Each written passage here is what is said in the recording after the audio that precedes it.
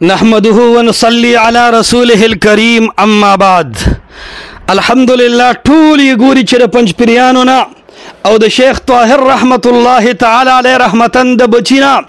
اور دارنګ د پنځپیریانو د ماشوم نن لار خطا ده. کله د ابن حجر دی لمن نسی خطا ته پدې د امام ابو حنیفه دروازه نه کولاویږي. کله د شیخ الاسلام ابن تیمیه او ابن القیم لمن رانسی یاد ساته پدې د حنفیت او د ابو منصور ماتوریدی دروازې نه کولاویږي. تک په ابن القیم باندې ماین یې حنفیت نه د توبه وباسا، تک په ابن تیمیه باندې ماین یې د ماتوریدیت نه د توبه وباسا، ستا کې ابن حجر سره مینه ده نو د اشاعریت د حقانیت نه توبه وباسا. هله بستا کار کیږي یی ماتوریدی یی حنفی او لاس کله محدثین ته اچي خطا خطا اور کله ما تو اشاعره ته اچي اور کله حنابلہ او مالکیانو ته اچي دا لاس به تعالی اچي د حنفیت نه توبه وباسي او اعلان وکړي چې پنځپیریان معتزله دي. الا به مخ کې پریدم او والله چې د دور سلف صالحین وي، کاش چې نن شیخ سمعانی وي، کاش چې نن امام بخاری امام شافعی وي. ما به ورته خولې و چې او امام بخاری وګوره، ما به ورته ویلو چې او امام شافعی صاحب وګوره.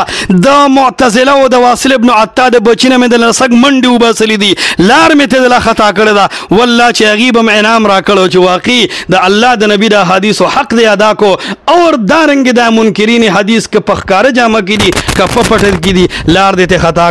زما قیاس اقترانی مرکب من الحملیات بارکی دی حسمونوی انشاءاللہ نشویلے ما دا تصفاویلو قیاس اقترانی منطقی مرکب من الحملیات تا گورا چه ار حدیث دا محمد الرسول اللہ صلی اللہ علیہ وسلم حجت مستقل دے ما آتاکم الرسول دا والا دلیل دا صغرا اور ہر حجت مستقل دا مفید علم یقینی دے پا عقیدہ و عمل دوڑو کی فخذوه دا دے والا دلیل دا کبرا اور دا دا دین نتیجہ روتا چې د محمد رسول الله صلی الله علیه وسلم احادیث د عقیده او عمل دوړو کې حجت قطعی او یقیني دي. بیا وره چې کله زما صغرا او کبرا په قیاس اقترانی مرکب من الحملیات سره ثابت شو او خصم پاغیر تفسیری کول نه لاچار شو نو واول شکل د قیاس استثنایی تا اور هغه په دې انداز باندې چې هر کله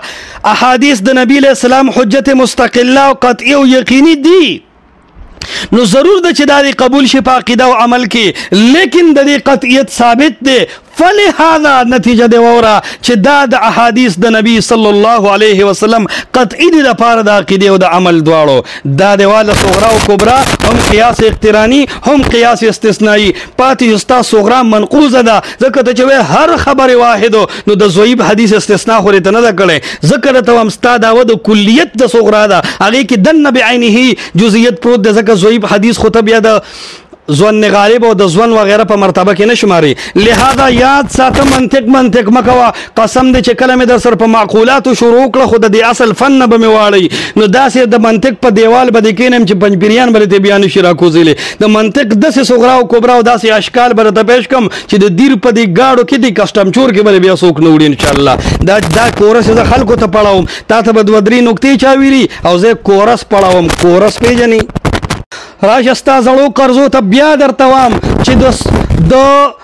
اهل سنت نه وخیا ظالم دا ابن حجر دی او ابن تیمیه دا و مې اتمه سده دي چې د پدی دروغ وینو د دین دروغ لګبر لړشه په درېمه ساده کې پچا دروغ وای دا غي به فائدہ دا وشي چې ما خو ملامت کی دا خو شپګم او مې ساده متأخرین دي دا خو نه حنفیان دي چې ته استدلال وکي نه خدا اشاعره دي چې ستا پینوم خخکار شي ماتوریدیان دا خو اشاعره دي یا حنابلہ دي یا محدثین او محققین دي د متأخرین ته نرشه امام ابو حنیفه په سر پټکې وتاړه تر نرشنن د پنځپیریان سترګې اوچتېګه پنځپیریان په دې تمه نه دي ناس چې رحیم شاه ربانی به ابن حجر پیش کړي د پنځپیریان په دې تمه نه دي ناس چې نن به رحیم شاه ربانی خطیب بغدادي او ابن تیمیه پیش کړي پنځپیریان په دې تمه دي چې دی به د احناف او خپل مصادر هي پنځپیریان او عوام درته په دې تمه دي چې ته بلګنن د ابو منصور ماتوریدی سترګې اوچته لاړ نن د اشاعره او د حنابلہ دیوالونه ډبه اغیم درته وي مونږ نه پیژنو پردي باروزه او تابعیا هغه دیوالونه په مخ راغستي.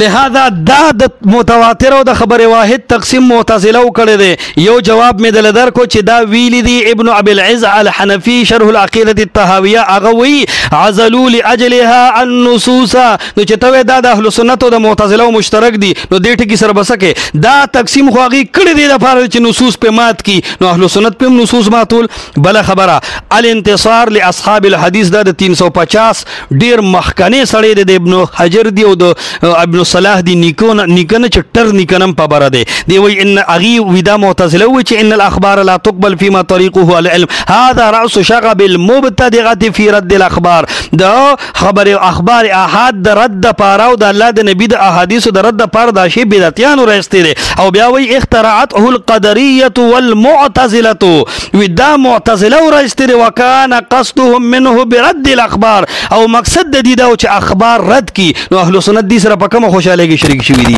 یاد ساته بنیاد نشه خوله ان شاء الله نه به شغوله. اغه عثمان ابن سعید بشر ته غوسه شوی دی د 280 هجری سړی دی. زکات شپګمه تلان را کوزیګم زه امام شافعی پیش کوم زه امام بخاری پیش کوم زه د تر درېمه او سلورمه صده متقدمین محدثین پیش کوم او د کته لګیا د ابن حجر دی پیش کوي وای توب شاو په توب شا.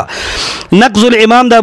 ابي سعید صاحب مشهور د 400 صفرا واړه واغه بشر ته غوسه شوی وروته وی لم يسبق الى مثلها عاقل من الامه ولا جاهل. نه یو په دې امت کې بنه یو عاقل دا کارو کې نه یو جاهل چې د الله د نبی احادیث تقسیم کی. ابن حزم مې ته پیش کو ځان د شپېلې کو حتی حدث متکلم المعتزله بعد المئه من التاريخ فخالف الاجماع في ذلك. وی معتزله د اجماع خلاف دا تقسیم راځته دي نو اهل سنت په رقم ملګری شو. بیا تلقی بالقبول باندې ځان خلاصي. یاد ساته تا چې کوم غول خړل تا خړل دي تا خو صفا ویلیو چې کا احادیث محتب بالقرائن شي بیا په عقیده کې مردود دی او په عمل کې غیر یقیني دي. هغه ټکه ز تعالی استاد مرین لرقوم نه کتر سوره خبره په بلواړه استاد پارنه ابن حجر دلیل دی. ابن حجر دی ابن تیمیه دی ټول ستا خلاف دی نو ماته اصله پیش کړو بیا مې ته ویلو ته ماته د ابن حجر دی ابن صلاح دی د خلک ولې پیش کې ما غیر مقلد غني که مقلد کزه غیر مقلد هم خو ماته فایده نه کوي او کزه مقلد هم چې د چایم مغره ته پیش کا او کچرته ته ځان د پاره پیش کې نو دا خو نه اشاعره دی نه ماتوریدیان دی او نه احناف دی نو ځان د پاره سره پیش کې هاي هاي لیونی مزغور کار پرې خره پاتې شو تلقی بالقبول نو الله دې اتیاز له وبخره تلقی بالقبول جواب دی وورا دا سه یو حدیث نشته چې هغه ته تلقی بالقبول نه حاصل او موږ ته صحیح وایو تا تماویلو ار خبر واحد صحیح دا محتد بالقرائن او یو قرینه ته تلقی بالقبول دا ار خبر واحد صحیح با تلقی بالقبول وی او هر تلقی بالقبول والا په عقیده او عمل کې چلیږي. لہذا غزه صغرا او دازه کبرا او بره نتیجه صحیح شو خبره. لہذا تلقی بالقبول ار خبر واحد صحیح ته حاصل لا کړي نر شوي خیا دویم وی دا تلقی بالقبول والا په شان د متواتر ده نر شه حواله پیش کړه تلا چا ویلی دي خپل جوړول شروع کې په ابن حجر دي کار نه شو خپل حواله وي یا وی ابن صلاح داسې ویلی دي چې متواتر پګشتا د ابن صلاح عبارت دی وی بیا هم په پويګه وی اهل الحديث لا يذكرونه اهل حدیث د متواتر خبر واحد نوم ناخلی. ابن صلاح عبارت چې د تا چا درکړل هغه د ترجمه نه خولګه او د دې خبرې جواب مینه ته بار بار کړ دی فهم السلف پتا ز فهم السلف نه منم تا ته قرآن پیش کوم تا ته حدیث پیش کوم او تا ته چې کم دین زستا امام ابو حنیفه او احناف پیش کوم. فهم السلف بزز چې اهل حدیث سر زما په مسله روان شپ نه زب سلف ته خود سلف دشمن په سلفو کې خدا یو سلفي امام ابو حنیفه غستره ستا فهم السلف سره سګار دی پتا ز قرآن منم پتا ز حدیث منم زما دلیل فهم السلف نه دی زما دلیل قرآن دی زما دلیل حدیث دی زمانه قرآن حدیث غواړه فهم السلف لچرته ځان له سوګو غوړه چې دته وی او هغه ته اول ځان سم کا اول غیر مقلد شنو بیا په فهم السلف کې ته مقلد یا د امام ابو حنیفه خبره کوا یا بدر باندې په قرآن او سنت نقص کوم. بیا مې درته چلنج دی نرشه یو حدیث متواتر پیدا ک یو حدیث متواتر پیدا ک بس سندن یو پیدا ک یو پیش ک تطبیق سره پاتش وخانه خبره د اجتهاد نو یاد ساته د نص مقابل چې کله مجتهد اجتهاد کوي دا قصدن نه کوي دی الله معاف کوي دا خطا شي اجتهاد کوي. ما د ویلو سیدنا عمر او عبد الله ابن مسعود بخاری کې راغلي دي چې د نص مقابل اجتهاد کړی دی فتیمموا صعیدا طیبا اور خبره واضح شوه دا خبره مکو چې دا قطعی ثبوت او قطعی دلالت نو په تمام صحابه دا آیت هم قطعی ثبوت دم قطعی دلالت دی ټول وی چې د جنبی د لپاره تیمم جایز دی صرف عمر تنهوی نه مني او صرف چې کوم دی نو ابن مسعود تنهوی نه مني او وجه دا نه ښیي چې دا قطعي ثبوت دی که قطعي دلالت. بخاري وګوره 340 نمبر حدیث هغه وایي عبد الله ابن مسعود وایي چې زه ځکه نه وامه چې تیمم کوي چې لو ان رخصنا لهم في هذا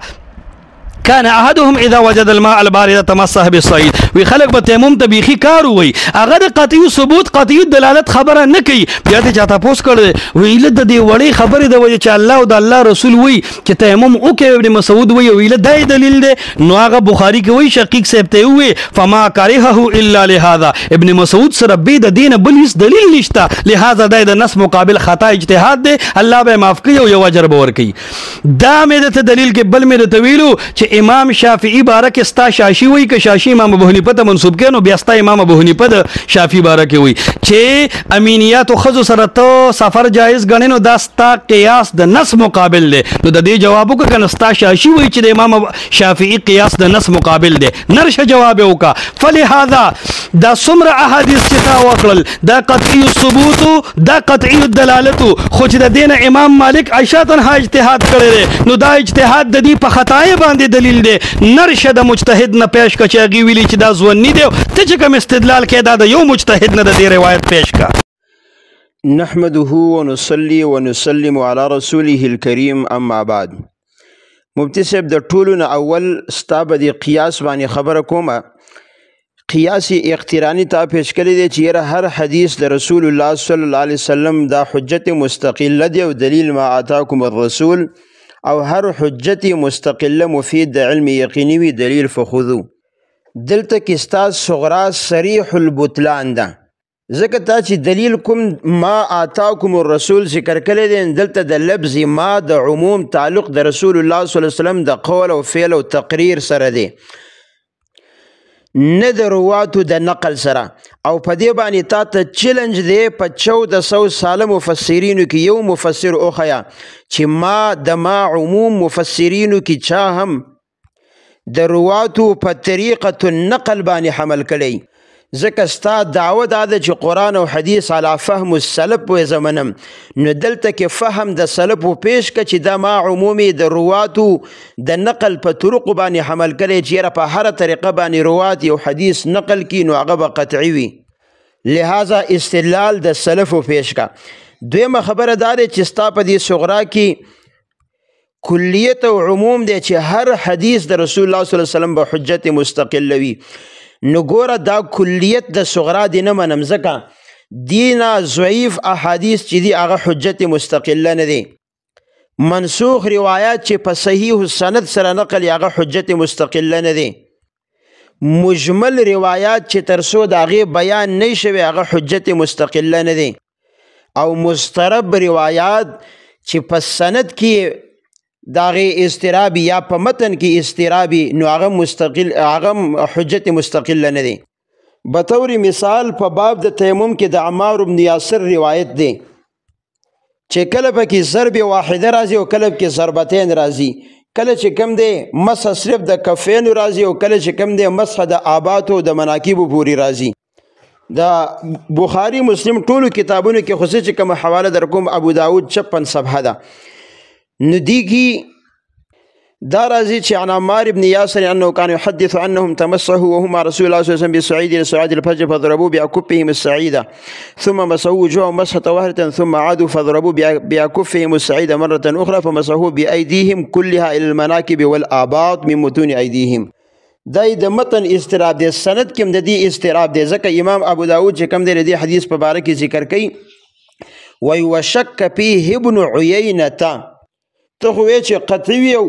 دا وګوره خبري واحد دی او دا صحیح روایت دی. امام ابو داود چې ابن عيينه په دې کې شک کړی دی ولي وقال فيه مره عن عبيد الله عن ابي او عن عبيد الله عن ابن عباس اضطرب فيه. دای د سند استراب شو. او بیا امام ترمذی د دې حدیث په باره کې وی چې فضعف اهل العلم د دې استراب د وجه محدثینو په دې خبري واحد باندې د ذوب حکم لګولې دي. نو کلیت او ستا کلیت د صغرا باطل شو ځکه چې حدیث مسترب کدا په صحیح سند سره می نو دا د دین اوته هغه حجت مستقله نه دی. پاتې شستا قیاس استثنایی چې هر کله حدیث ته پیغمبر یقیني دي نو دا به ضرور په عقیده او عمل کې دی قبول کړي شي. نو دلته ستا مقدم دا باطل دی او تالی مثل فی البطلان دی. وجوهات اعتماد قیاسی اقترانی د صغرا په بطلان کې وي. علاوه یو خبره کې بله واوره، د امام شاطبي حواله تا په خپله باندې پیش کړې ده. امام شاطبي رحم الله وایي چې لأن تعارض القطعیین محال، ګوره چې دوه نسۍ دواړه قطعي ثبوت قطعي دلالت نو د هغې په مین کې تعارض نه وي. حال دا دی چې د اخبار احادو په مین کې تعارض دی، نو د دې نه دا معلومه شي چې دا ظني دي. اوس مفتي صاحب که چېرته د کجرو خالي تیلی وي نو دا صغرا او کبرا دې راغونډوه او راشه اوس دې جوابونه کوم. خو ما چې درنه صغرا کبرا کې کوم سوالات کړي نو په هغې باندې بالکل خاموش پاتې شوی، یو جواب دې ونه کو، کولی یې هم نه شي، استاد د وسې کار هم نه دی. ګوره مفتي صاحب زما د قیاس د صغرا په باره کې تا ویلي دي چې یاره تا د کلیت دعوه کړله چې هر حدیث خبر واحد به دلیل ظني، نو ضعیف روایت او ضعیف خبر واحد دا خو دلیل ظني هم نه. ما دعوه د کلیت کړې ده نو ته زما کلیت مات کړه، لکه څنګه چې لما دړې ولیکې چې اوس به په راغونډولو باندې ستړی شي. بیا مفتي صاحب ګوره ما چې څومره حوالهجات پیش کړي نو تا دې خبرې له ډېر زیات زور ورکړی دی چې یاره ما ته ابن حجر او ابن تیمیه وغیره دا به هله پیش کړي چې کله ته د حنفیت نه توبه وباسې او حنفیت پرېږدي. مفتي صاحب بالکل په کولاو غوږونو باندې دا واوره او د دې جواب په اورېدو سره به انشاءالله ستا هضمه داسې خرابه شي چې چېرته به کجورستانه هضم کېږي. هغه دا دی چې ما تا ته بار بار ویلي دي چې دا مسله د خبري واحد او د خبري متواتر تقسیم او بیا په خبري واحد کې د ظنیت او د قطعیت مسله چې کوم ده نو دا د اصول فقه ده او دا د اصول الحدیث ده. دا د فقه مسله نه ده چې په دې کې زه د امام ابو حنیفه رحم الله قول پیش کړم. په نحو و صرف کې به زه تا ته امام ابو حنیفه قول پیش کوم، په منطق کې به زه تا ته د امام ابو حنیفه قول پیش کوم، په نور فنون کې به زه تا ته د امام ابو حنیفه قول پیش کوم، او زه چې پیش کوم نو به طور تایید پیش کوم. او ته خو دا اقرار کې چې یاره زما دپاره فهم السلف هم دلیل نه دی، قرآن او حدیث به پیش کوم، نو ته څنګه رالګېدلی کله ابن الصلاح پیش کړي، کله چې کوم دی خطیب بغدادي پیش کړي، کله ابن حجر وغیره پیش کړي. خو افسوس چې تاله اوس د ځان د خلاصولو چل هم نه درځي چې په څه طریقه باندې ځان خلاص کړي. دویمه خبره یو اعتراض تا کړی دی د ابن ابي العز الحنفي د عبارت په حواله باندې چېرې وعزلوا لاجلها النصوص، د دې تقسیم د وجې نه معتزله چې کوم دی د نصوص نه اعراض کړی. مفتي صاحب دلته ها ضمیر تقسیم ته نه دی راځي، افسوس تا په علم باندې. دلته عبارت ته مخکې وګوره، هلته قضایا وهمیه ذکر کوي چې معتزله یو وهمي قضیې جوړې کړي وي او خلکو باندې هغه لازم کړي وي لاجلها د هغه وهمي قضیو د وجې نه به هغې د نصوص نه اعراض کاو. پاتې شو د ابن ابي العز الحنفي خبره نو هغه واوره. مخکې هم د ته ما عبارت ویلو چې هغه وایي يشير الشيخ بذلك إلى الرد على الجهمية والمعتزلة والمعتزلة والرافضة القائلين بأن الأخبار قسمان متواتر وأحاد. دلته چې امام طحاوي وایي کوم رد کوي نو ګوره د دې فرقې باطله اوس هغه القائلین لګی دا حال دی، قید دی، مقوله څه ده دا فرقې باطله څه وایي؟ هغه دا وایي چې فالمتواتر وإن كان قطعي السند لكنه غير قطعي الدلاله. وای متواتر که سند قطعی دی خو په الفاظ چې کوم دی دا قطعی الدلالت نه لري. فإن الأدلة اللفظية لا تفيد اليقين، والدلالت اللفظية کې د سره یقین ماده نشته. نو دلته کې ابن ابي العز الحنفي د امام طحاوي خبره چې نقل کوي چې هغه رد کوي، نو رد د پاره علت چې کوم دی هغه علت په معتزله کې دی او په اهل سنت علماو کې نشته. نو څنګه ته د معتزله حکم په اهل سنت لګي؟ حکم خو په علت لګي، په افراد نه لګي. او که نفس التقسیم خبر شنو یو صفحه مخکې 356 صفحه باندې ابن ابي العز الحنفي وخبر الواحد وان كان يحتمل الصدق والكذب، وای خبر واحد اگر چې هغه د صدق او د کذب احتمال لري. پاتې شو استاد دا اعتراض چې دا تقسیم صرف معتزله وکړي نو د علوم الحديث چې په مقدمه د ابن الصلاح باندې مشهور دی دا وره. هغه ومن المشهور المتواتر الذي يذكر اهل الفقه واصوله، بیا وی واهل الحديث لا يذكرونه باسم الخاص المشرب بمعناه الخاص. مخکې د ټیم د کمی د وجه ما مطلب نو بیان کړي. بیا وی وان كان الحافظ الخطيب قد ذكره، اصل کې ابن الصلاح د اصوليینو د محدثینو په درمیان کې لږ اختلاف بیانوي. نو هغه وی چې په دې خاص معنی باندې متواتر چې کوم دی محدثینو نه ذکر کړي، خو خطیب بغدادي ذکر کړی دی. و ففي كلامه ما يشعر بانه اتبع فيه غير اهل الحديث. مفتي صاحب دا عبارت په ډېر لازمي اورېدل غواړي. دلته ما ګورې دا موصوله ده چې نکره موصوفه باندې حمل لکې. ففي كلامه ما يشعر، وایي د خطیب بغدادي په کلام کې دلالت دی په دې خبره باندې چې اتبع فيه غیر اهل الحديث، چې دا د محدثینو نو بلکې د اصولینو د فقهاو تابعداري کړې ده او متواتر وغیره ذکر کړي دي. نو خطیب بغدادي د وفات په 463 هجری کې چې دا په متقدمینو کې راځي او په اول د متأخرینو کې راځي. نو چې ګوره د متواتر په ذکر کولو کې د اصولینو د فقهاو تابعداري وکړه نو معلومیږي دا چې د متواتر او خبر واحد د دنه مخکې اصولینو فقهاو ذکر کړي وو. دلته د دې عبارت د خطیب بغدادي نه معلومه شي چې خبر واحد متواتر هم ذکر کړي دي او په بل ځای کې ما الکفایه باندې تعالی حواله درکړي چې خبر الواحد لا يقول بشيء من ابواب الدين الماخوذ المكلفين العلم بها والقطع بها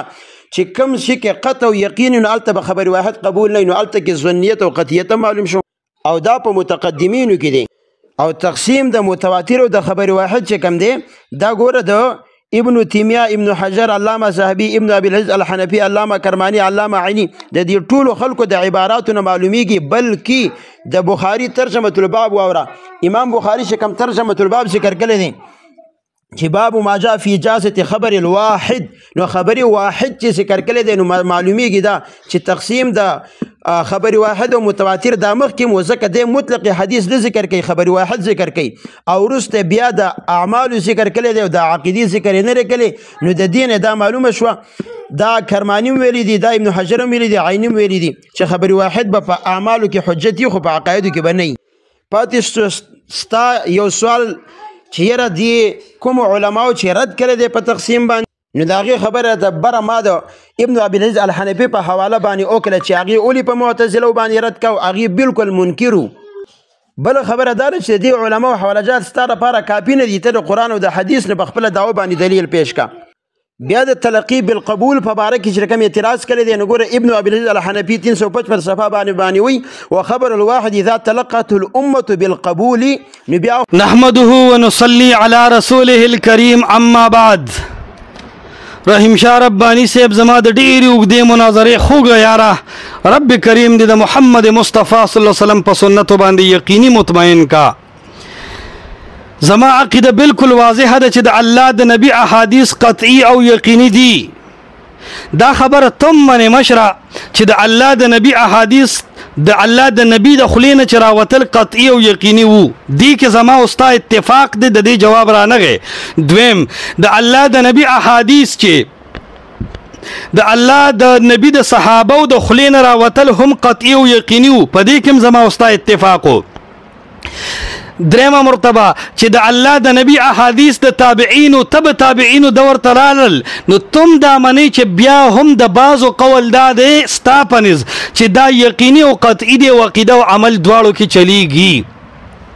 لیکن چې کله سندونو ترالل نو اوس زوام چې دا هم اکه په خپل اصل باندې پاتې دي او د سند د وجنه د الله د نبی د احادیثونه د قطعیت ختم نه دی او ته وې چې نه د الله د نبی د خلین راوتل قطعي وو. دام ته منی چې د صحابه او د خلین نقل کېدل نو دا قطعي وو. دام ته منی چې متواتر دنیا را نقل کی نو قطعي بنن هم وي. خو ته وې چې کله د نه نه کم کسان نقل کی قطعي بنئ دي ځکه ته اصل پرې دی او خلاف الاصل ته او زه دا وایم چې د الله د نبی د خلینه کله د احادیث روتل په دغه رزم د احادیث قطعی او یقیني او سل کاله پس چې څوک نقل کوي هم به د قطعی او یقیني نو زه په خپل اصل باندې کلک ولاړم او مشرتا اصل پریخه ده لہذا تا چې اصل پریخه ده د چا په وجه د پریخه ده دک سړی راته وخیا او دغه سړی ته کم دلیل پیش کړی دی چې ته دا دلیل نه مطمئن کړي او تا اصل پریخي او د الله د نبی احادیث د عقیده کې مردود کړي او په عمل کې د غیر یقیني کړي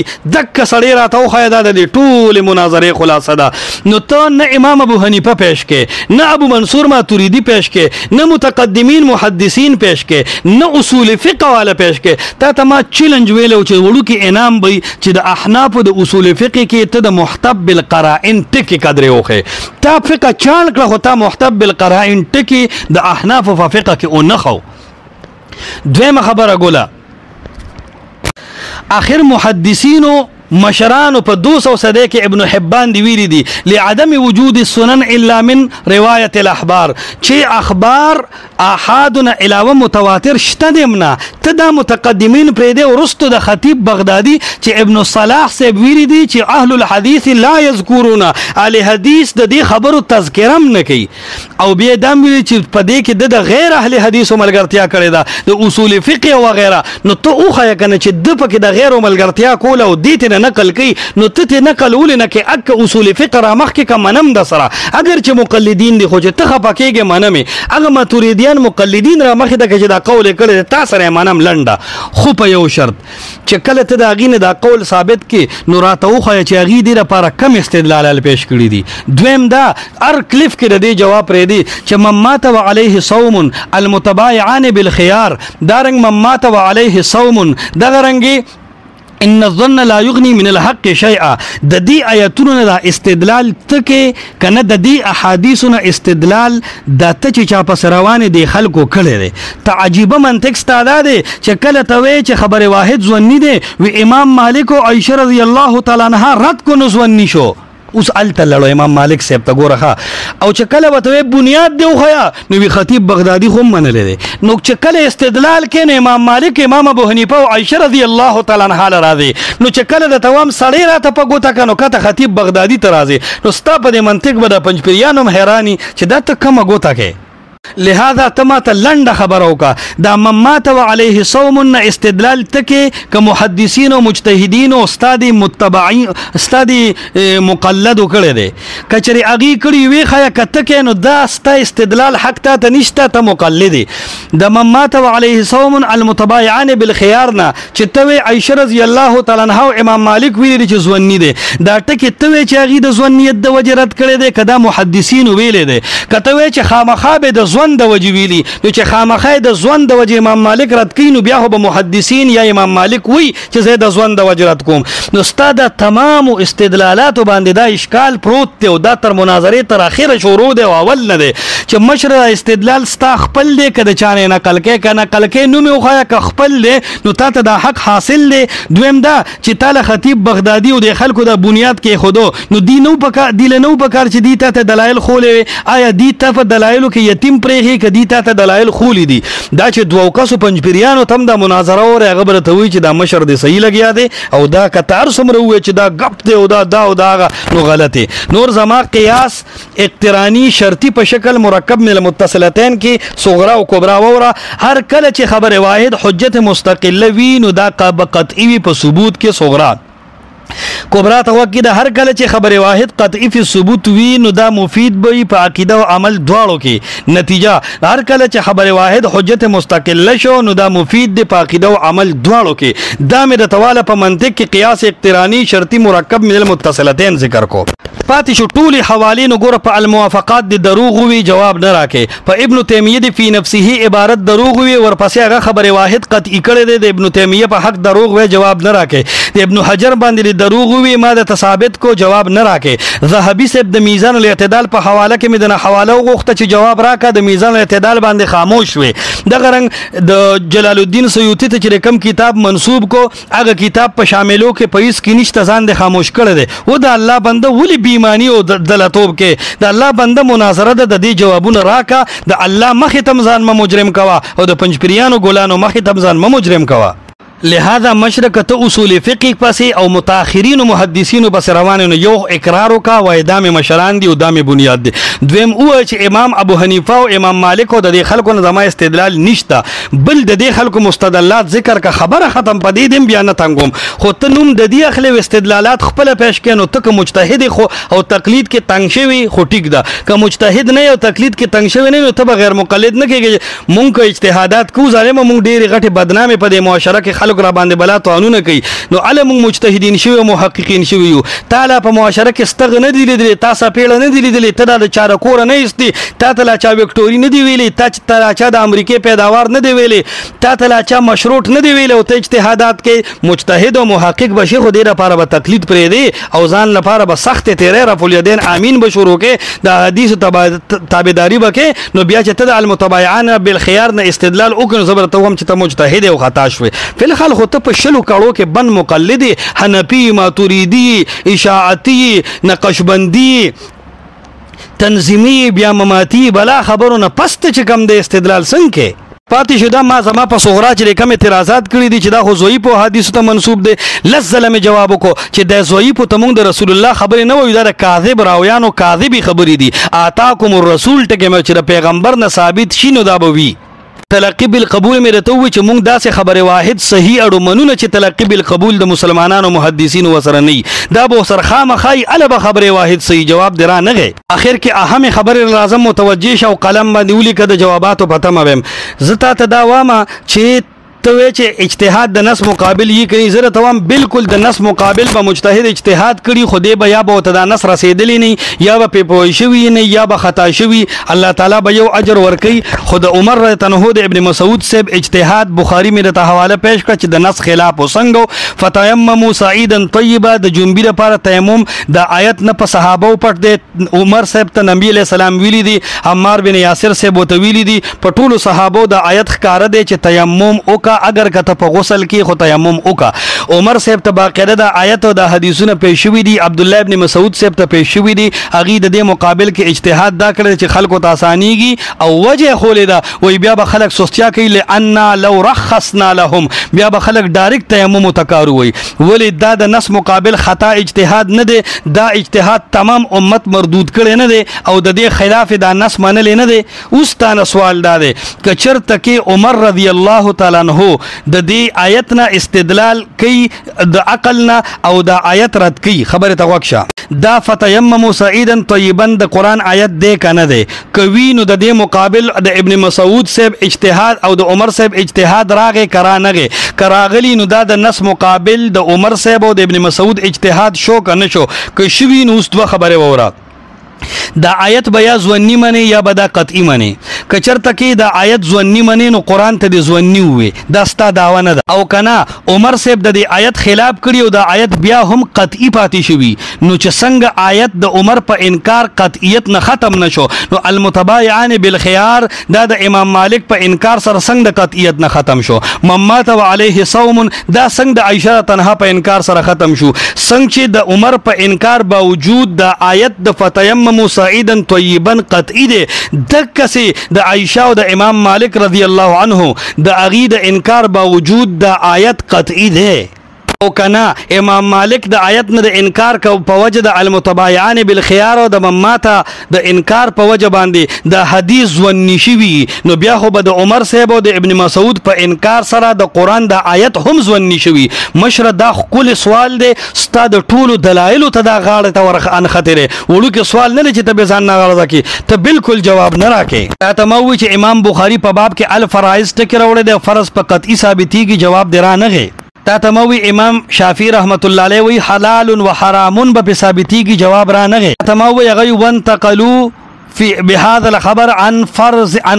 فرض فرض قبله په پرې خدا جواب را نه تموي د خبره واحد مرتبه قران مقرر کړی دا چې ذوي عدل منکم واستشهدوا شهیدین من رجالکم اربعه منکم دا مرتبه د نه نه کم ده او قران مقرر کړی دا چې قطعی د غل نه پلاس کټ کیږي دا ډیره غټه مسله ده زناکار په وجل کیږي دا ډیره غټه مسله ده دا غټه مسلې قران په خبره واحد ثابت کړی دي د غیر معصوم او د عام خلکو خبرې دي نو دا پاک او خيستا او تزکیه والا راویانو د وجب د رسول الله خبر څنګه قطعی نه جواب را نه خطیب بغدادي مې ته خو چې هغه وی خبر واحد محتب بالقرائن شنو قطعی د جواب را نه ابن تیمیه چې وی چې محتب بالقرائن شنو جواب قطعی د جواب را نه ابن القیم وی چې قطعی شنو جواب قطعی د محتب بالقرائن جواب را نه کې خبره کوم ته د خپل مور نه حلالي پیدای او زو ما او تا د خپل مور د خبره په خبر واحد سره منو متواتر نه منو نو د خپل نسب د خبر واحد نه بغیر نشو ثابتولې نحمده ونصلي ونسلم على رسوله الكريم اما بعد ګوره مفتي صاحب ټول سامعین په دې باندې ډېر ښه پوهه شو چې ستا ټوله مناظره چې ده نو هغه په دوو خبرو باندې مبني ده یو خبره دا ده چې زه حواله جات پیش کم دلیل پیش کم یره په پلانی دي دروغ وي په پلانی دي دروغ وي او دویم په سوالاتو باندې چې زما پلانې سوال دی سره د دینه چې ستا د هر سوال جواب زه وکم او ته په هغې باندې یو ځل خاموش شي خو په دویم دریم ځل باندې بیا ته خپل سوال رامعاد کړي. او بله خبره دا د سامعین هم دا اوري چې مفتي صاحب رو ته رو وروسته روان دی مخکې مزل نه کوي. مفتي صاحب دا خبره یاد وساته تا دعوه پیش کړې ده چې هر حدیث د پیغمبر دا به قطعي وي منکر به کافري ستا په ذمه باندې دلایل پیش کول دي د قرآن او د سنت نه د الله بنده تر اوسه دی یو دلیل نه دی پیش کړی په خپله دعوه باندې یو داسې دلیل د قرآن آیت یا حدیث د پیغمبر پیش کا چې سلفو د هغې مطلب بیان کړی چې هر حدیث د پیغمبر که متواتر او که خبري واحدي خو دا به قطعي او منکر به کافري. پاتې شوه ستا دا خبره چې یاره حواله جات چې فلاني عالم ویلی دي او فلاني ویلی دي چې یاره خبرې واحد به قطعي وي نو په حواله جاتو باندې ستا کار نه کېږي. ستا دعوت او هغه په دلیل باندې ثابتول غواړي ته په خپله باندې د دې موقري چې د مجتهدینو قول هم زه به طور حجت نه پیش کوم زه به طور تایید پیش کوم. نو اول دلیل پیش کا تایید به ول وروستو پیش کړي. بیا مفتي صاحب ستا په قیاس اقتراني حملې کې درته ما وویل چې ستا صغرا دا باطل ده ځکه دلیل ورسره منطبق نه دی چې ما آتاکم کې د ما عموم په 1400 ساله مفسرینو کې چا هم د طرق د سند سره نه دی لګولی بلکې د ما عموم د پیغمبر د قول او د فعل سره دی او ته دا عموم غلط لګې تا په هغې باندې بلکل خبره ونه کړه. بیا درته ما ووي چې حدیث مسترب چې دا په صحیح سند سره نقلي نو په باندې علما د ذوب حکم لګي او ما درته د امام ترمذي حواله درکړه تا د هغې نه ځان بلکل خاموش کو. ما درته ووي چې منسوخ خبري واحد چې په صحیح سند سره ثابت دا حجت مستقله نه دی قطعي نه دی. مجمل مبهم حدیث چې اجمال او ابهام پکې نو دا قطعي نه دی حجت مستقله نه دی. ته په هغې باندې خاموش شو جواب دې ونه کو. بیا رالی نو دلته د بل قیاس اقتراني شرطي مرکب من الشرطیات جوړ کړي. نو ګوره مفتي صاحب ته څه د مرقات او یا د تیسیر المنطق او د شرح تعذیب طالبانو ته سبق نه وی چې تو ته مثالونه جوړې تا باندې ستا ذمهداري ده د قیاس مقدمات ثابتول او هغه ستا نه کېږي صرف ټیم ډکې. ګوره مفتي صاحب ستا د دې قیاس دا مقدمات چې هر کله خبري واحد حجت مستقلی نو دا به قطعي الثبوت وي نو دا صغرا دی باطل ده او نتیجه دی موقوف ده په دې صغرا باندې نو نتیجه دی باطل شو. بلکې زه به دا ووایم چې ستا د دې صغرا نقیص ثابت دی چې خبري واحد حجت مستقله دی خو قطعي الثبوت نه دی. دا واوره د امام شاطبي حواله الموافقات صفحه 20 کې ذکر کوي ذهبت طائفة الى ان الاحكام الشرعية لا تثبت الا بالطرق المفيدة للعلم متمسكين بقوله تعالى ولا تقف ما ليس لك به علم وقوله تعالى وما يتبع اكثرهم الا ظن ان الظن لا يغني من الحق شيئا. واجاب الجمهور عن الايتين بانهما من قبيل العام المخصوص بالادله القائمه على العمل بما يفيد الظن في الفروع كادله العمل بخبر الواحد. ګوره مفتي صاحب امام شاطبي رحمه الله دا خبره کوي چې علماو د دې دوو آیتونو نه دا استدلال کړی دی چې که عملي او که عقیدی نو دلایل یقینیه به په هغې کې حجت وي سنیه به نه. خو بیا وایي چې جمهورو د دې دوو آیتونو نه دا جواب ورکړی دی چې دا ولا تقف ما لیس لک به علم دا عام مخصوص عنه الباز دی. مطلب اعمال د دې نه خاص دي ځکه اعمال چې کوم دی دا په اخبار احادو باندې هم بنا کېدی شي او سره د دین هغه وی چې علی العمل بما يفيد الظن في الفروع یعنی په دې باندې دلایل قائم دي چې ظن غالب دا په فروع کې کار ورکوي لکه اخبار احاد.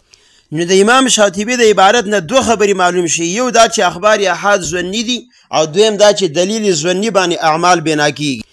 بیا وی په امام شاطبي دی دروغ ویلي. ګوره امام شاطبي الموافقات المقدمة الثالثة کې ذکر کوي ووجود القطع فيها على الاستعمال مشهور معدوم او في غاية الندور اعني في احاد الادلة فانها ان كانت من اخبار الاحاد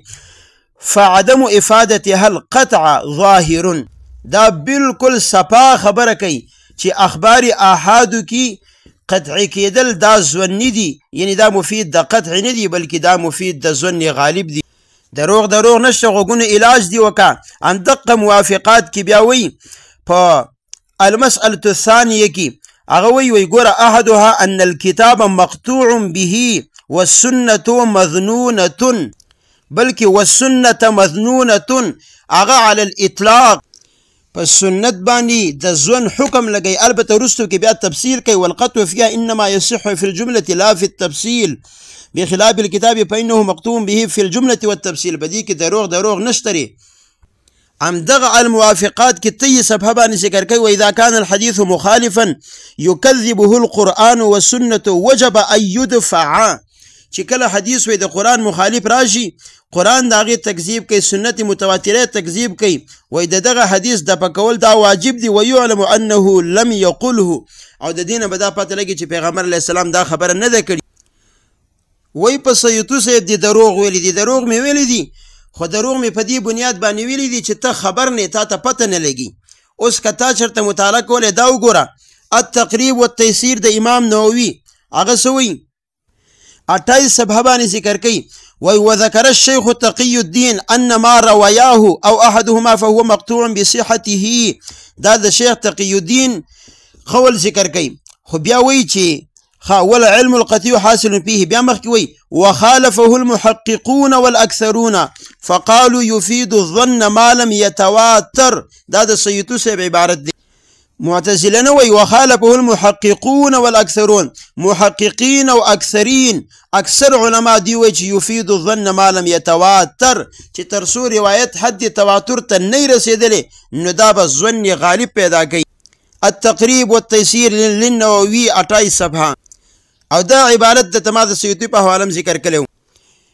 وای په ابن تیمیه دی دروغ ویلي. دا ګوره 13 جلد 21 صفحه ده. وای فانه كان في نفسه لا يفيد الا الظن. حصر دی، یعنی اخبار احاد په نفسه صرف ظن پیدا کوي، ظن غالب. او پاتې شه مفتی صاحب د خطیب بغدادي خبره، نو دا واوره. ابن صلاح د خطیب بغدادي په باره کې څه وایي؟ هغه وایي ګوره،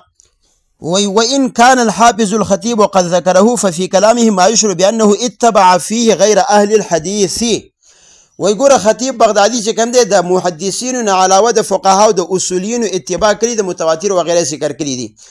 اوس تا په دې ځای کې دا سوال چیرې د کوم اصولینو نه ذکر کړي د هغې نه ته ذکر کړه. نو ګوره ستا مقصد په ذکر کولو کې څه دی؟ که د هغې نه ذکر کړم دا به عبارت النص شي. او دلته د خطیب بغدادي د عبارت النص د دې عبارت نه په اشاره النص سره دا معلومیږي چې د ده نه مخکې اصولینو فقهاو خبر واحد او متواتر ذکر کړي دي. او څنګه چې عبارت النص قطعي نو اشاره النص قطعي. ګوره دې ته ګوره اتبع فيه غیر اهل الحديث. نو د خطیب بغدادي دا عبارت بالکل صریح نص دی او دا قطعي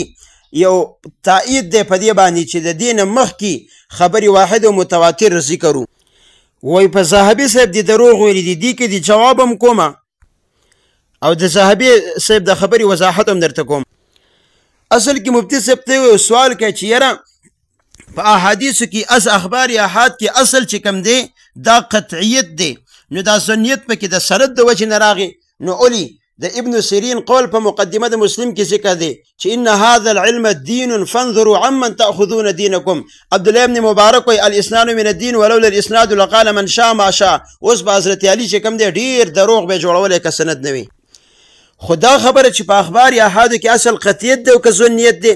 نو ګوره اول د ته د غیر مقلد حواله ذکر کوم مبارک پوري صاحب. هغه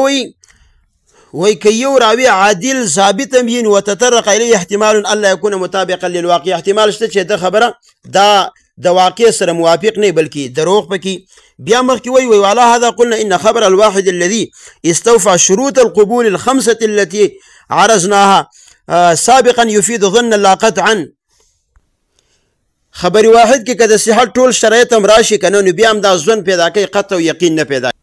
امام ذهبي صاحب تذکرة الحفاظ 1 جلد کې د 6 صفحې نه اخوا بیا ذکر کوي. هغه وایي وفي ذلك حز على تكسير طرق الحديث لكي يرتقي عن درجة الظن إلى درجة العلم إذ الواحد يجوز عليه النسيان والوهم. یعنی خبر واحد یو کس باندې اصل داره چې د باندې نسیان او وهم راځي،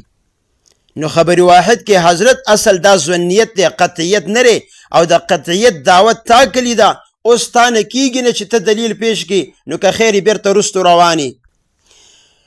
مفتی صاحب ستا دا سوال چیرې ته ولې دا علما ذکر کوي چیرې فلاني ذکر کړي فلاني د امام ابو حنیفه او د ابو منصور ماتوریدي نه ولې ذکر کوي نو دې مې ته یو ځل جواب وکړه بیا یې واوره چې دا مسله د اصول فقه او د اصول حدیث ده په دې کې به زه د دې علماو حوالهجات پیش کوم پاتې شو دا خبره چې د علماو حوالهجات ولې پیش کوم نو ته دا دعوه کوې دا کذب بیاني کوې دروغ وې چیرې دا صرف د معتزلو خبره ده چې خبري واحد او متواتر قطعي او ظني زه درته ښیم چې دا د خطیب بغدادي صاحب خبره ده چې په متقدمینو کې بنیادي کتاب چې کم دی په اصول حدیث کې الکفایه د خطیب بغدادي صاحب ده او په متأخرینو کې بنیادي کتاب چې کم دی نو هغه علوم الحدیث د ابن السلام نو دا ټول علما چې خبري واحد او متواتر ذکر کوي ظنیت او قطعیت ذکر کوي نو آیا دا معتزله دي زه درته دا ښیم چې ستا دعوه صریح البطلان ده دا د معتزلو موقف نه دی دا د اهل السنت موقف هم دی پاتې شو خبره د امام بخاري د امام شایبي په حواله باندې چې حلال او حرام او احکام دي د دې ټولو تعلق د اعمالو سره دی ځان بنستړی او دا سوال چې یاره د آیتونو په مقابله کې چې کله اجتهاد وشي نو د اجتهاد د وجې نه به آیتونه هم ظني کېږي نو ما درته یو خبره کړې وه چې یا به په قطعیت دلالت کې شک او یا به دا ظني وي او اخبار احاد ظني دي ځکه خو پکې تعرض دی څنګه چې امام شاطبي وایي چې قطعي نصوص کې تعرض نه وي نو مفتی صاحب ټیم مټه کوه راشه خپلې خبرې ته خپله دعوه